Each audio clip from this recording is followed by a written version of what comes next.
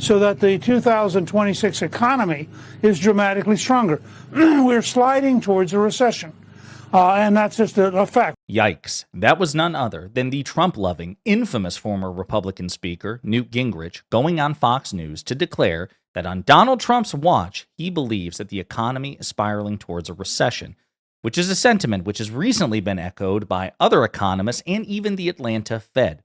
Nothing set in stone, but it sure seems that for the second time, Donald Trump will take a great economy that he inherited from his Democratic predecessors and drive it into the ground. But before we unpack all that, if you end up liking this video and you want to support the channel, please be sure to hit the like, subscribe, and alert bells before you go. All right, friends, if you've been paying attention to the news recently, particularly with regards to economic news, it's almost like your the dashboard on your car is just lighting up. Check engine light, check tire light, everything, just all the indicators. As Fortune reports, the U.S. economy has suddenly been thrown into reverse as key GDP indicator flashes stunning negative forecast. And look at that. Looks like a downward, stock market trajectory over the face of founding father Benjamin Franklin. Also kind of looks like it's on fire, the dollar bill, or that particular bill. So the Atlanta Fed's GDP tracker now indicates that the economy is headed for a 1.5% contraction in the first quarter after showing 2.3% growth just days earlier. That also marks a sharp reversal from the fourth quarter when GDP expanded by 2.3%. Several economic indicators have been raising alarms as consumers and businesses brace for Trump tariffs and federal job cuts.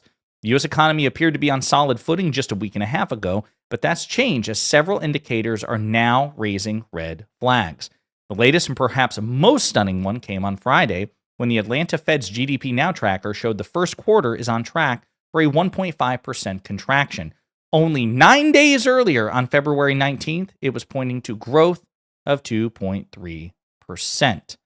Yikes! And it goes on and on like this. While most of Donald Trump's tariffs have not gone into effect yet, consumers and businesses have been loading up on imported goods since the election to get ahead of higher prices. The latest report on durable good orders, which saw an increase, may also reflect a rush to buy imports early. Oof, not good. Bloomberg is also reporting on this. U.S. narrative veers from exceptionalism to alarm over growth. Trump is on the verge of slapping new tariffs on Canada and Mexico while doubling a levy on China. China may target U.S. agriculture in response. I'll also point out that Canada has previously threatened to target specific red states to try to maximize the pain in Republican-led areas to hurt Donald Trump politically, which they should absolutely do if they're going to retaliate. China's manufacturing activity picked up in last month, with factory owners across Asia increasingly flagging potential supply chain snarls and Trump tariffs. A little more than 2 months ago, the U.S. economy was capping yet another banner year. Economists had practically given up trying to predict the timing of the next recession, with GDP notching back-to-back annual gains of almost 3% under President Biden.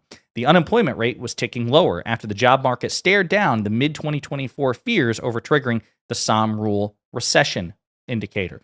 Again, thanks to deft management by Federal Reserve Chair Jerome Powell, U.S. Treasury Secretary under President Biden, Janet Yellen, and President Biden himself, we have had the best, by far, post-pandemic recovery out of any advanced economy on Earth, vastly exceeding expectations, stronger than ever under President Biden's leadership. And now, in about a month, again, nothing written in stone, nothing set in stone. It's possible that there will be a reversal on this.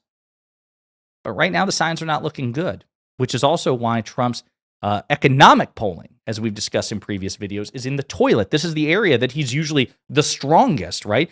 Not only is he a Republican, and Republicans have had decades, they've enjoyed decades of advantage with respect to polling on the economy, and Trump even more so because he's seen as this competent businessman, and now he's underwater in many polls on the economy.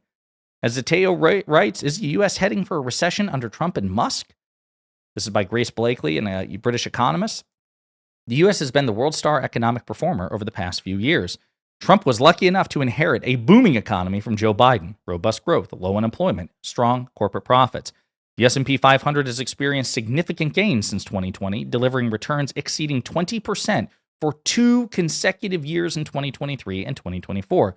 The last time that happened was in the 1990s. Now, again, the stock market's not the most important macroeconomic metric to me, and I imagine to many of you, but it is to Republicans. They love that stock market, at least when it does well under Republicans. So what Grace is pointing out is, If that's your key indicator, fiscal conservatives, economic conservatives, it did extremely well under Joe Biden. But if you take a look at the surface, all is not as it seems. The S&P 500 is more concentrated now than it's ever been. The top 10 companies account for 37.3% of the index. 26 stocks now account for half of the value of the entire S&P 500. The leaders of the pack are, of course, the big tech companies. Apple, chipmaker NVIDIA, and Microsoft account for nearly 20% of the value of the S&P on their own. These companies, in many ways, are responsible for keeping the U.S. economy afloat. One analyst for the Financial Times called the situation, quote, the world's biggest game of Jenga. If a few of these companies got into trouble, the results for the U.S. economy and the world would be disastrous. So the U.S. economy might look like an unstoppable juggernaut, but it's far more fragile than it seems. And it doesn't take much political instability to break a fragile economy. Just ask those of us living across the pond. In this context, then, Musk's decision to take a chainsaw to the U.S. administrative state, enthusiastically backed by Trump himself, is a very risky one. Optimism around the U.S. economic performance hinges on jobs. In January, the U.S. economy created 143,000 jobs, somewhat short of expectations, but still robust. This comes on the back of a bumper figure of 307,000 new jobs in December, again, all under President Biden. Trump is planning massive cuts to government payrolls, and thousands of workers have already been fired.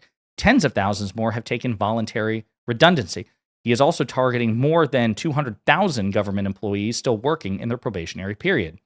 If all goes to plan, hundreds of thousands of jobs could be lost across the public sector. That would probably be enough to put job creation into negative territory. The monthly jobs report is a very important event in the U.S. economic calendar. Even if stock markets are booming, a poor jobs report can dampen the economic outlook. When investors see a bad jobs report, they think the corporate executives are holding off on hiring because they're pessimistic about the future. This can create a self-reinforcing cycle. Unemployment hits consumer confidence, which is already plummeting under Trump, so businesses hold off on investment, potentially leading to further job losses. And all of that makes sense. You have Mark Zandi, who I believe is a chief economist at Moody's Analytics, pointing this out. The economy appears to be gagging on the uncertainty created by the haphazard economic policymaking happening in D.C. Retail sales, manufacturing production, real consumer spending, home sales, and most telling, consumer confidence are all down meaningfully in the past month or two. Real GDP is tracking only 1.2 annualized percent so far in the first quarter, with a big downward revision this past week, given all the weak data. The Atlanta Fed's tracker says GDP is actually set to decline in the quarter unless the economy soon picks up. Tariff wars, DOGE cuts to jobs and government programs and agencies, and deportations are sowing confusion, which puts a pall on investment, hiring, and spending. Even if the Fed says it's put interest rate policy on hold until it gets some clarity about where economic policy is going. That may not be for a while, as a government shutdown is looming, and another scary Treasury debt limit drama is soon to play out this spring. Lawmakers need to get it together soon, or the economy will go from gagging to choking. Yikes, yikes, yikes. And of course, again, this is the reporting on the Atlanta Fed predicting negative 1.5% GDP growth in the first quarter. And folks, we could keep going on this, how the price of eggs is still, skyrocketing on Donald Trump's watch, even though he swore not just eggs, but groceries and gas and energy. He could reduce them all day one. He's failed. That's why he's polling so bad. The Fox News ran this report in February 27, so very recently, that the economist who predicted the biggest crash of our lifetime warns that Trump could be blamed for the next U.S. recession. That's Harry Dent. Fox ran with that. I mean, this is just not good. It's really not good. It's not going to be good for Americans, but on the political level, this is potentially disastrous for Trump and the Republicans. And to be sure, Democrats should be mobilizing now to aggressively make that case. Remember, the Trump standard, the Republican standard was when the economy performs poorly under a Democratic president, it is because of that Democratic president.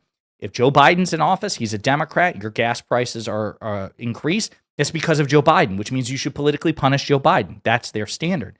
Well, that has to cut both ways. Now, they're hoping you won't make it cut both ways. What they're hoping is that you buy into their bullshit affirmative action take on politics, in which you grade them on a curve and don't hold them to the same standard that they tried to impose on everybody else. They're hoping that you say, you know what? Sure, that's the standard for Democrats. But honestly, come on. He's only been president for 5 or 6 weeks. Come on, give him a break. Well, no. because you didn't give Joe Biden a break. When Joe Biden inherited Donald Trump's shit economy in the aftermath of a pandemic that Trump mismanaged, you didn't cut him some slack. You didn't give him a break. You didn't hope for the best. And on top of that, Trump imposed the standard on himself. He said day one he'd bring down prices. He lied. He was objectively wrong. He failed. It's perfectly reasonable to hold him to the same standard that you all imposed on Democrats and to hold Trump to the even higher standard that he created for himself because he's such a miracle worker. He's such a demigod. He can snap his fingers and fix the economy. He hasn't. And now, again, nothing's written in stone. This could change tomorrow. But the lights on the economic dashboard are lighting up, and Trump's behind the wheel. It's his responsibility by Republican logic, which means Democrats and their surrogates need to be pounding this relentlessly, making the case to the American people. It is all Donald Trump's fault. Donald Trump failed, and you should politically punish him and his party of cultish enablers in the next election. In the meantime, let me know what you think in the comments.